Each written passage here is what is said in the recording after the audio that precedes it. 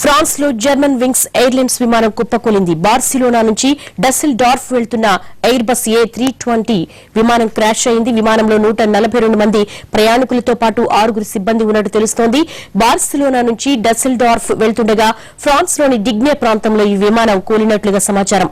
విమానం డిగ్నే సమీపంలోని కొండల మధ్య కూలి ఉంటుందని, ప్లేన్ లో ఉన్నవారంతా చనిపోయి ఉంటారని అనుమానాలు వ్యక్తమవుతున్నాయి.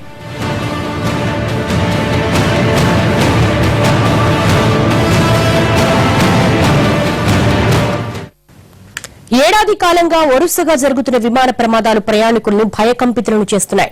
విమానం ఎక్కితే క్షేమంగా గమ్యస్థానానికి చేరుకుంటామన్న నమ్మకం పోతోంది.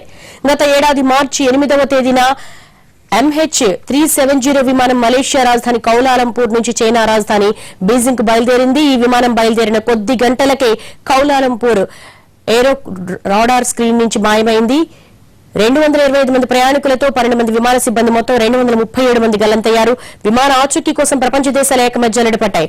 మలేషియా ఎయిర్లైన్స్ చరిత్రలోనే ఇది అతిపెద్ద విమానం.